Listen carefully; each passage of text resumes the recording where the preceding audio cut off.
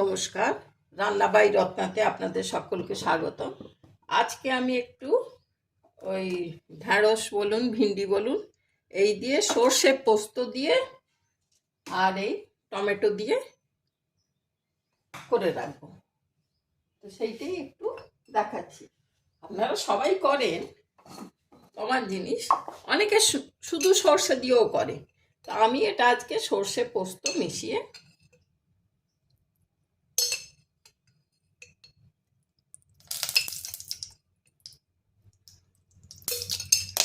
বাবা অনেকক্ষণ ধরে করে রেখেছিলাম, তো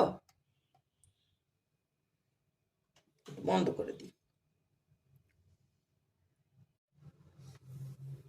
এটা একটু পাঁচ ফোড়ন দিয়ে দেবো।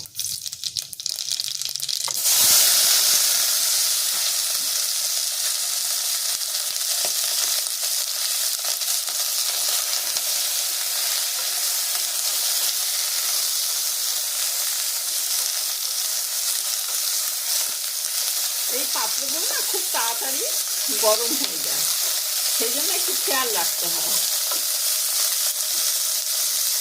এই জন্য গ্যাসটা আমি এখন নিভিয়ে দিয়েছি, আবার জ্বালিয়ে দেবো, একটু ঠান্ডা হোক।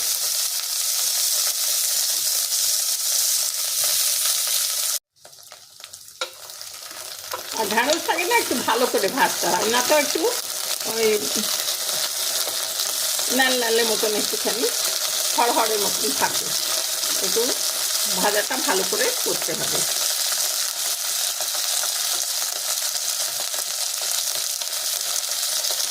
এর মধ্যে আমি দুটো টমেটো আর দুটো কাঁচা লঙ্কা দিয়ে দিচ্ছি।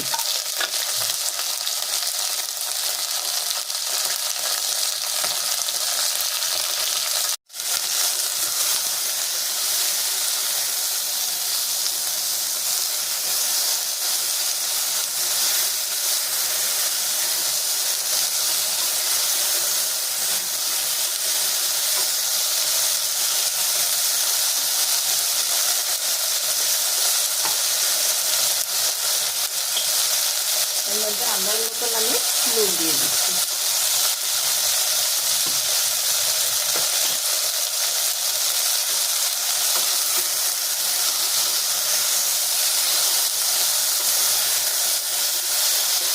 অনেকটা ভাজা ভাজা হয়ে এসছে, আর একটু হবে।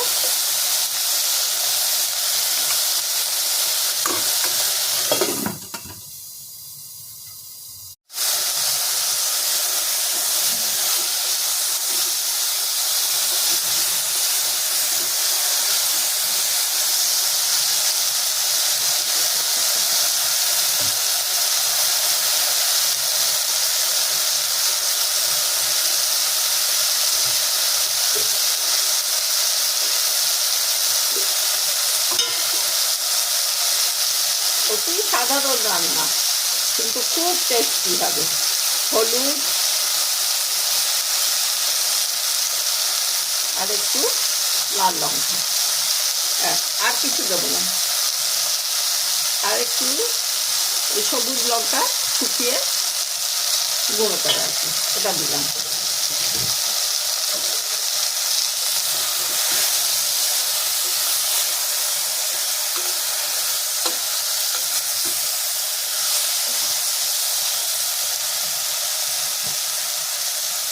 এখানে আমি সর্ষে পোস্ত বেটে রেখেছি।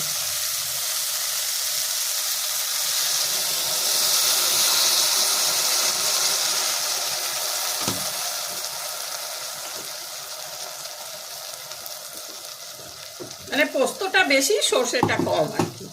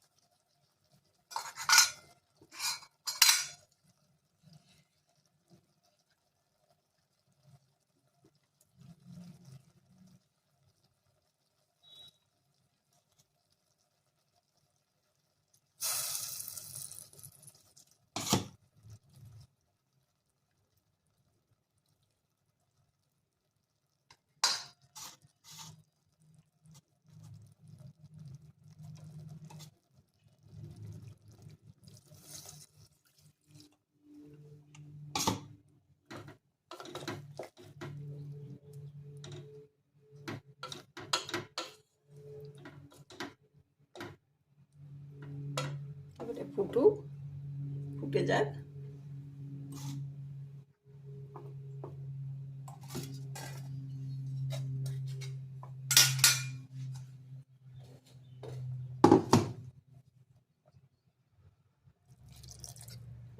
চাপা দিয়ে নিশ্চয়ই হয়ে গেছে। আমি ঢাকাটা খুলে দেখি। না, বাকি আছে অবশ্য। সবজি তো নরম, ঢ্যাঁড়স তো নরম সবজির মধ্যে পড়ে।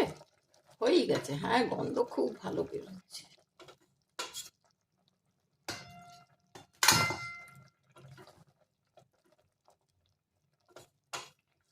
আমার শ্বশুর বাড়িতে এটা কালো জিরে ফোড়ন দিয়ে পুরো সর্ষে দিয়ে হতো। ওটাও খেতে খুব ভালো লাগতো পুরো সর্ষে দিয়ে। আর আমার বাপের বাড়িতে একটু সর্ষে পোস্ত, কারণ আমার বাবা খুব একটা সর্ষে বাটা দিয়ে বেশি ঝাঁঝ খেতে পছন্দ করতেন না। নিজের বাড়ির রান্না যেরম আমি দুটো মিশিয়ে করছি।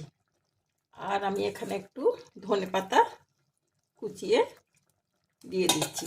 আর একটা কথা ভাই, আমি ঠিক জানি না আপনারা করেন কিনা। অনেককে দেখি ইউটিউবে ধনেপাতাটাকে গুঁড়িয়ে শুকিয়ে রাখে, কিন্তু আমি দেখেছি শুকিয়ে গেলে ধনেপাতার গন্ধটা একটু অন্যরকম হয়ে যায়। যেমন কারি পাতা আমরা শুকিয়ে ব্যবহার করি, পুদিনা শুকিয়ে ব্যবহার করি, মেথি পাতা শুকিয়ে ব্যবহার করি।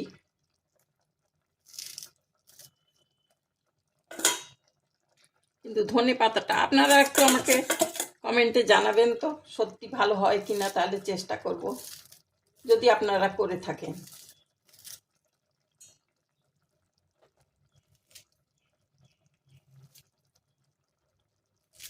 আর বেশি দিন তো ফ্রিজেও রাখা যায় না ধনে পাতা, 2 দিন অন্তর 3 দিন অন্তর আনতে হয়, মানে ফ্রেশ ধনে পাতা পেতে গেলে। ঠিক আছে, এই হয়ে গেল। ধনে পাতা দিয়ে দিলাম, কাঁচা লঙ্কা দেওয়া আছে।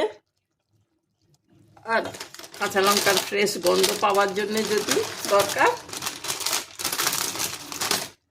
আমি একটা কাঁচা লঙ্কা না হয় দিয়েই দিচ্ছি।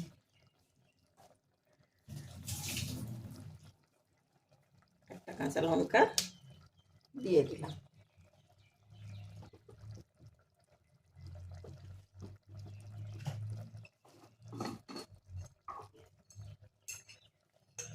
আধ কলা একটু সর্ষের তেল ছিটিয়ে দিলাম। খুব ভালো খেতে হবে।